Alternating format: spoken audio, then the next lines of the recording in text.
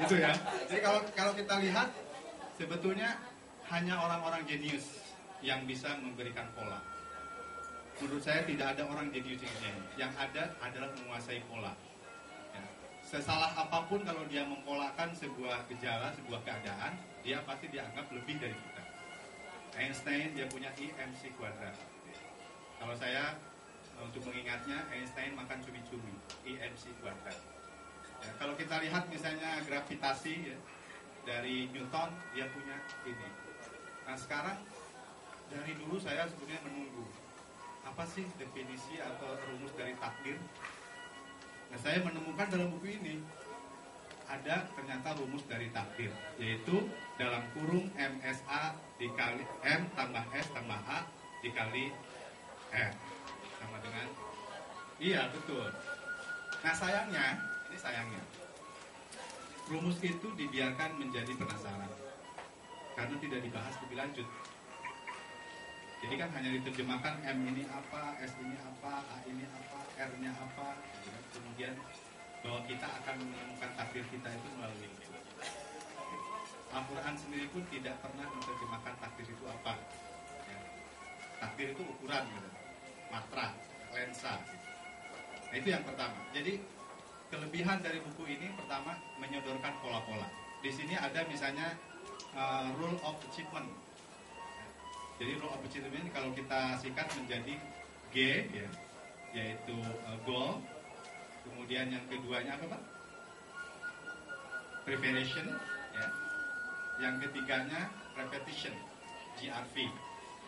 Nah saya juga menemukan di NLP, si Michael Hall itu dia menyebutkan bahwa rumus kita hidup itu sebenarnya sangat gampang sekali dan kita nggak perlu seminar terus menerus gitu kan, nonton Metro TV jam 7 sampai jam berapa gitu kan, itu nggak perlu begitu katanya.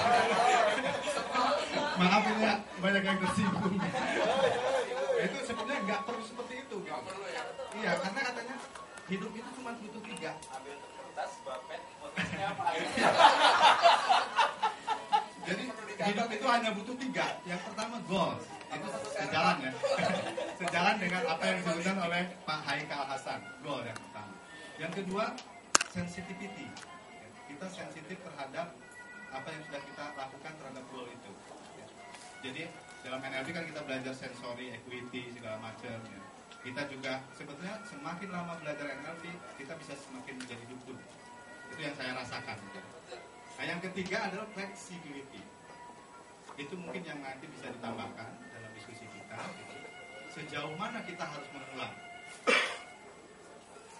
Kan kalau misalnya saya miskin terus mengulang-ulang miskin gitu kan. Kapan saya kaya? Tamasya rasanya di dalam kemiskinan itu harus sampai kapan gitu ya.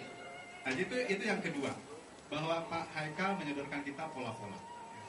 Ya walaupun nanti bisa kita bantah karena ini pentingnya diskusi ya. Dan ini buku sekecil ini mungkin tidak bisa memenuhi semua hasrat hidup kita gitu.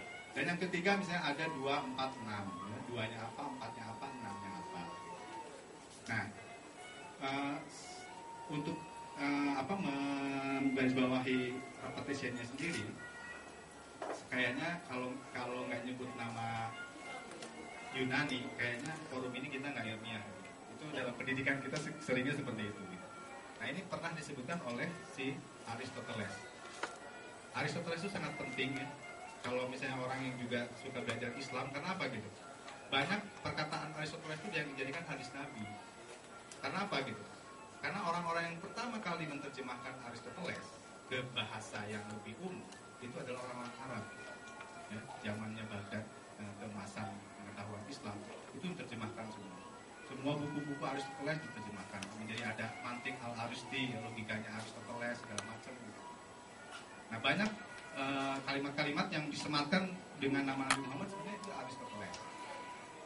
Ada satu yang sepadan dengan buku ini yaitu bahwa sukses bukanlah single action, bukanlah satu tindakan tunggal, tetapi dia adalah repetition.